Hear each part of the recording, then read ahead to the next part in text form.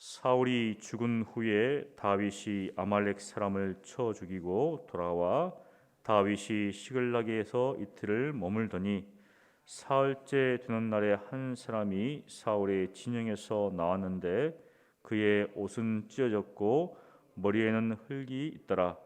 그가 다윗에게 나와 땅에 엎드려 절하매 다윗이 그에게 묻되 너는 어디서 왔느냐 하니 대답하되 이스라엘 진영에서 도망하여 왔나이다 하니라. 다윗이 그에게 이르되 일이 어떻게 되었느냐 너는 내게 말하라.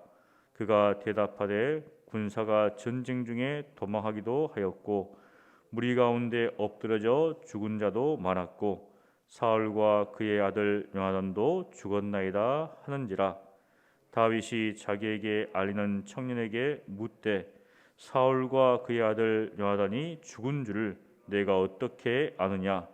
그에게 알리는 청년이 이르되 내가 우연히 길보아 산에 올라가 보니 사울이 자기 창에 기대고 병거와 기병은 그를 급히 따르는데 사울이 돌아봐 나를 보고 부르시기로 내가 대답하되 내가 여기 있나이다 한즉 내게 이르되 너는 누구냐 하시기로 내가 그에게 대답하되 나는 아말렉 사람이니이다 한즉 또 내게 이르시기를 내 목숨이 아직 내게 완전히 있으므로 내가 고통 중에 있나니 청하건대 너는 내 곁에 서서 나를 죽이라 하시기로 그가 엎드러진 후에는 살 수 없는 줄을 내가 알고 그의 곁에 서서 죽이고 그의 머리에 있는 왕관과 팔에 있는 고리를 벗겨서 내 주께로 가져왔나이다 하니라.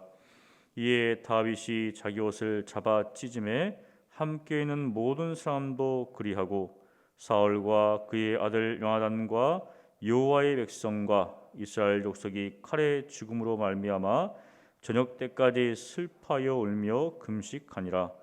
다윗이 그 소식을 전한 청년에게 묻되 너는 어디 사람이냐 대답하되 나는 아말렉 사람 곧 외국인의 아들이니이다 하니 다윗이 그에게 이르되 내가 어찌하여 손을 들어 여호와의 기름 부음 받은 자 죽이기를 두려워하지 아니하였느냐 하고 다윗이 청년 중 한 사람을 불러 이르되 가까이 가서 그를 죽이라 하매 그가 치매 곧 죽으니라. 다윗이 그에게 이르기를 내 피가 내 머리로 돌아갈지어다 내 입이 내게 대하여 증언하기를 내가 여호와의 기름 부음 받은 자를 죽였노라 하매니라 하였더라. 다윗이 이 슬픈 노래로 사울과 그의 아들 요나단을 조상하고 명령하여 그것을 유다 족속에게 가르치라 하였으니 곧 활노래라. 야살의 7에 기록되었을 때 이스라엘아 내 영광이 산 위에서 죽음을 당하였도다. 오호라 두 용사가 엎드려 주도다. 이 일을 가드에도 알리지 말며 아스글론 거리에도 전파하지 말지어다. 블레셋 사람들의 딸들이 즐거워할까 할례 받지 못한 자의 딸들이 개가를 부를까 염려로라. 길보아 산들아 너희 위에 이슬과 비가 내리지 아니하며 재물 낼 밭도 없을지어다. 거기서 두 용사의 방패가 버림바 되미니라. 곧 사울의 방패가 기름 부음을 받지 아니함 같이 되미로다. 죽은 자의 피에서 용사의 기름에서 요나단의 활이 뒤로 물러가지 아니하였으며 사울의 칼이 헛되이 돌아오지 아니하였도다. 사울과 요나단이 생전에 사랑스럽고 아름다운 자이러니 죽을 때에도 서로 떠나지 아니하였도다. 그들은 독수리보다 빠르고 사자보다 강하도다. 이스라엘 딸들아 사울을 슬퍼하여 울지어다. 그가 붉은 옷으로 너희에게 화려하게 입혔고 금 놀이개를 너희 옷에 채웠도다. 오호라 두 용사가 전쟁 중에 엎드렸도다. 요나단이 내 산 위에서 죽임을 당하였도다. 내 형 요나단이여 내가 그대를 애통함은 그대는 내게 심히 아름다움이라. 그대가 나를 사랑함이 기이하여 여인의 사랑보다 더하였도다. 오호라 두 용사가 엎드렸으며 싸우는 무기가 망하였도다 하였더라. 아멘.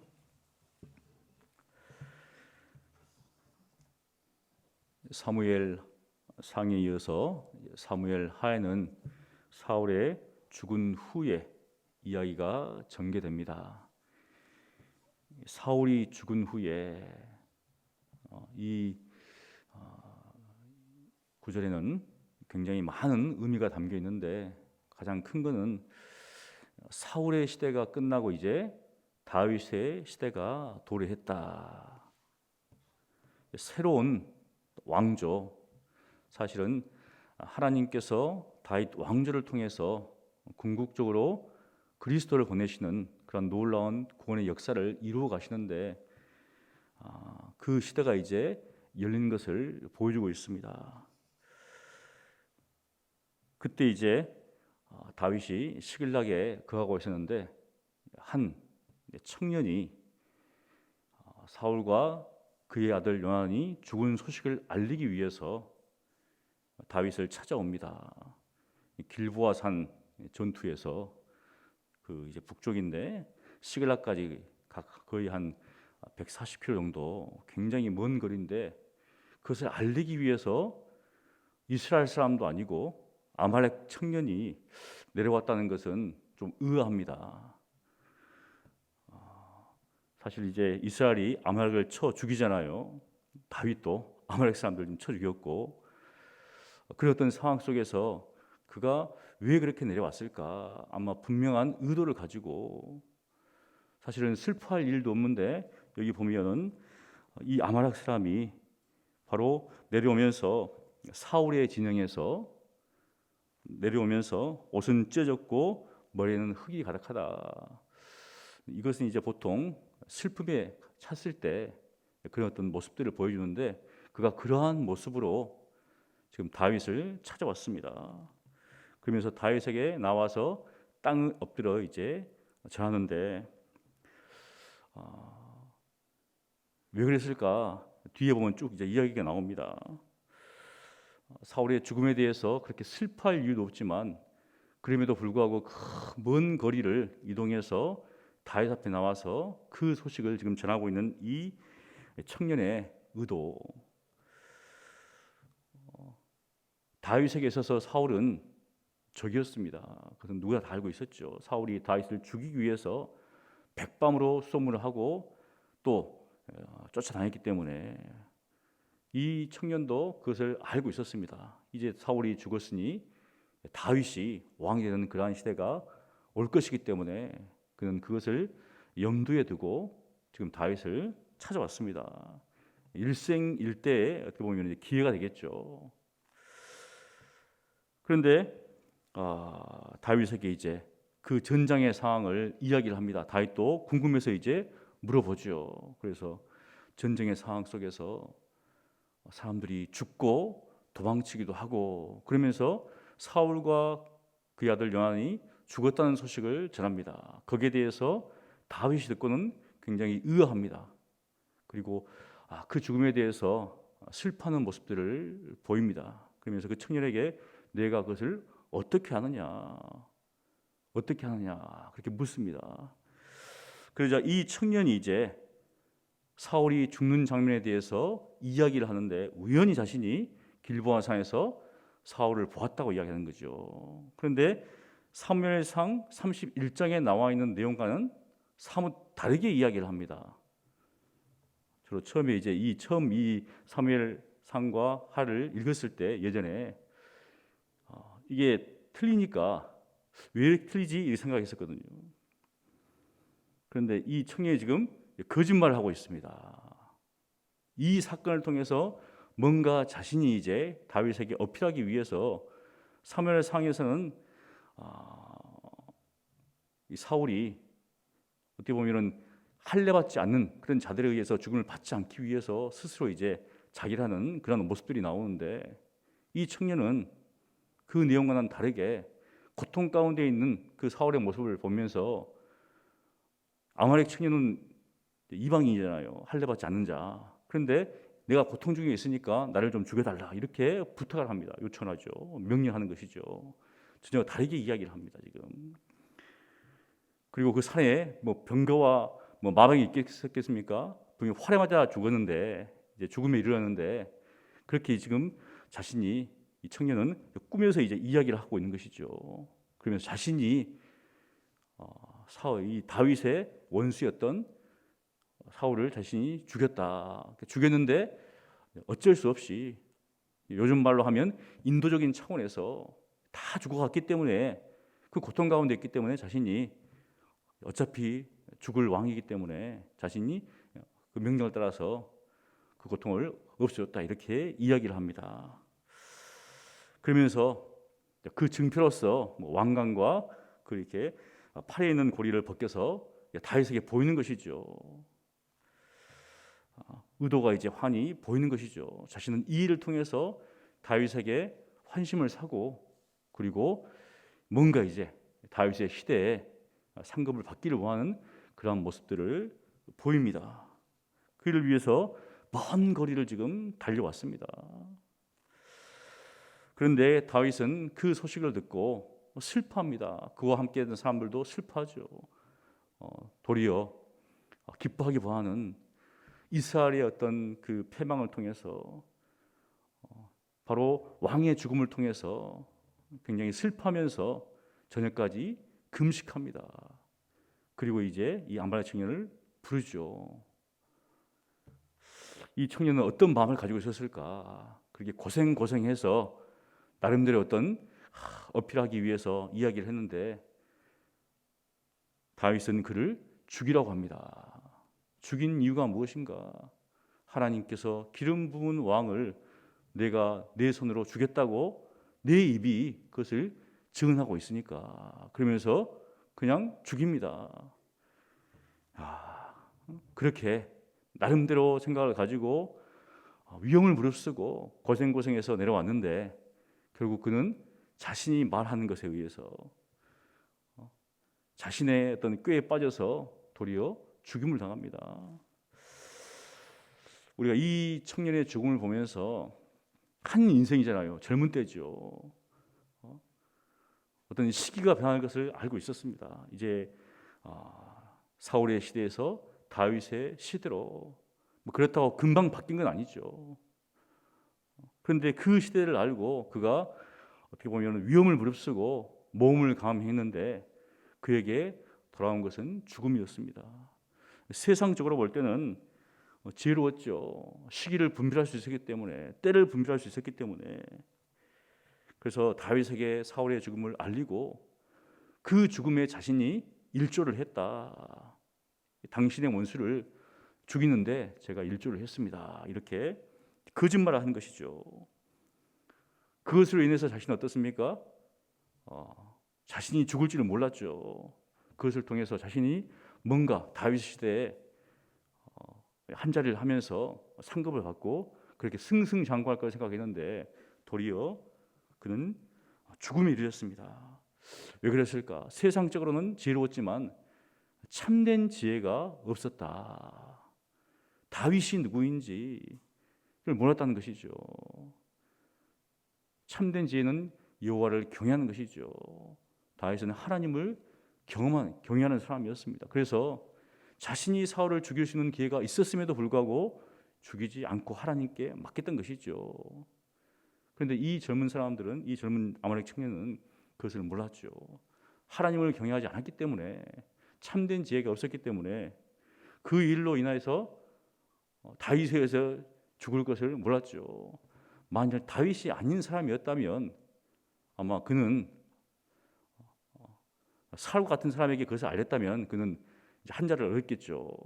하지만 참으로 하나님을 경외하는 사람 다윗을 몰랐기 때문에 그는 자신의 꾀에 세상적인 어떤 지혜 가지고 있었지만 참된 지혜를 가지지 못함을 알면서 죽음에 이르는, 그렇습니다. 세상 지혜를 추구하는 사람은 결국은 지금 보기에는 좋은 것 같지만 결국은 사망에 이르고, 참된 지혜를 가지고 있는 사람은 지금 어릴 수 있겠지만 궁극적으로 복에 이르는 그런 것들을 우리가 볼 수가 있습니다. 이제 17절부터 보면 다윗이 이제 비가 조가죠. 사울과 그의 아들 요나단을 향한 그런 노래를 지어 부릅니다. 그 노래의 어떤 내용들을 보면 사울과 사실 사울은 자기를 죽이기 위해서 정말 굉장히 괴롭게 했죠. 그럼에도 불구하고 사울의 좋은 면만을 쫙 이야기를 합니다. 살아생전 그가 얼마나 아름다운 사람인가, 이스라엘 위해서 얼마나 영맹스럽게 행했던 사람인가, 그것을 쭉 이야기를 합니다. 그러면서 그것을 이제 유다 족속에게 가르쳐 이제 부르게 하죠. 사실 이제 유다에 의해서 왕으로 옹립이 되잖아요. 그리고 다른 이제 이란 지파에 의해서는 다시 이스보셋이 이게 세워지는데, 그러면서 이 노래를 제목을 이제 활 노래라고 하는데 야세 책에 기록되었다고 합니다. 사실 이제 야세 책은 이제 현존하지 않기 때문에 그 안에 어떤 내용이 있는지는 우리가 정확히 알 수 없지만 중요한 어떤 역사적인 어떤 기록들을 담고 있는 것을 우리가 이 말씀을 통해서 볼 수가 있습니다. 그러면서 사울과 요나단이 얼마나 사랑스러웠는지, 얼마나 영맹스러웠는지를 쭉 이야기를 합니다. 그러면서 또 자신의 형 요나단에 대해서 그가 얼마나 자신을 깊이 사랑했는지를 이야기를 쭉 합니다. 노래를 통해서 이것을 알게 하는 것이죠. 이 세상의 어떤 노래들도 어떤 사회적인 어떤 것들을 담고 있는 노래들도 있고, 또 만녀간의 사랑을 담고 있는 것도 있고, 또 어떤 사람 노래는 자신의 어떤 그 어려운 어떤 것들을 담은 노래들도 있습니다. 그런데 이것은 바로 이스라엘을 위해서 왕으로서 살았던 바로 사울과 그 요나단의 영맹스러움과 그 사랑스러움을 알리는 노래죠. 그런데 그 노래가 참 죽음을 이뤘기 때문에 비가고 조가로 이제 불리는데, 이걸 보면서 우리가 무엇을 알 수 있는가? 다윗은 사생전 자신을 괴롭게 했던 사울에 대해서 좋은 면들을 쭉 이야기를 합니다. 사실 처음에 첫 만남은 굉장히 좋았죠. 사울도 다윗을 사랑했고, 그 사랑이 지속됐으면 참 좋았을 것을, 이제 사울이 왕권에 대한 위협이 됐기 때문에, 사실 왕의 자리에 있는데 자신의 왕권에 위협이 되면 큰 이제 위험 요소잖아요. 그런데 자신의 아들 요나단은 다윗을 옹호하고 있으니 얼마나 나름대로 힘들었겠죠. 자신의 아들에게 왕위를 물려줘야 되는데 자신의 사위, 죽이기 위해서 사위를 삼은 거죠. 근데 승승장구하니까 인간적으로 볼 때는 이해가 될 수도 있겠지만, 하나님의 큰 뜻에서는 볼 때는 이제 우리가 그것을 이제 자신은 받아들이지 못했습니다. 하지만 다윗은 그에 대해서 좋은 면만을 쭉 이야기를 하고 있습니다.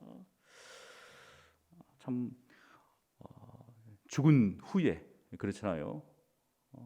우리 앞서서 떠난 사람들에 대해서 죽은 후의 어떤 모습을 생각할 때 우리가 그런 사람들에 대해서 안 좋은 모습보다는 좋은 모습들을 우리는 기억을 합니다. 살아생전 정말 살았던 삶의 모습들 중에서 우리를 힘들게 하고 어려운 어떤 것들이 아니라 좋은 면들을 우리가 기억하는 것이죠. 이제 최근 들어서 우리 교회에서 이제 성도님들이 이제 가족들의 추모 예배를 좀 드리기를 원해서 요청을 하는데, 가보면은 아내 되는 권사님의 정말 아름다운 모습들, 남편 집사님의 정말 하나님을 향한 그런 모습들, 어떤 장로님은 이제 아내 된 권사님이 성경 필사했던 것을 마지막까지 그것을 보여주시면서 그 아내에 대한 사랑, 그것을 보이시고 얼마나 사랑했는지, 또 그 권사님이 얼마나 하나님 말씀을 사랑하고 그것을 삶을 통해서 보여줬는지, 또 어제 집사님은 교회를 정말 사랑했던 모습들을, 그것을 그 가족들은 그대로 보고 있다는 거죠. 기억하고 추억하면서 그걸 보면서 우리 자신의 신앙과 삶을 돌아보는, 우리가 죽은 후에 우리의 가족은, 우리의 교우들은 나를 어떻게 볼 것인가? 이 땅을 떠나잖아. 이제 떠났을 때 정말 저분은 하나님을 사랑했다, 말씀을 사랑했다, 주님을 사랑했다, 정말 교회를 사랑했다, 가족을 뜨겁게 사랑했다, 이웃을 사랑한 사람이다. 다윗이 요나단을 향하여서 나를 정말로 사랑했는데 그 사랑이 너무나 기이하다. 여자가 남자를 사랑하는 것보다 더 승한 그런 사랑이었다. 그런 것처럼 우리의 삶도 하나님의 사랑을 받은 모습으로 하나님을 사랑하고 말씀을 사랑하고 형제를 사랑하고 가족을 사랑하고 이웃을 사랑하는 모습으로 나타나기를 바라겠습니다. 우리 모두가 그런 사랑의 모습으로 기억되기를 간절히 축원합니다. 기도하겠습니다. 거룩하신 하나님 아버지, 아말렉 청년이 위험을 무릅쓰고 다윗을 찾아왔지만 그 마음 가운데 장래에 대한 기대를 가지고 찾아왔지만 도리어 그가 죽음에 이르렀습니다. 세상적으로 볼 때 지혜로운 행동이고 판단이었지만 참된 지혜가 없었기 때문에 다윗이 어떤 사람인지를 몰랐기 때문에 자신의 입으로 말미암아서 자신이 망했던 것을 바라보게 됩니다. 하나님, 우리로 하여금 세상의 지혜가 아니라 하나님의 지혜를 추구하며 하나님을 참으로 경외하는 그러한 삶을 살게 하여 주시옵소서.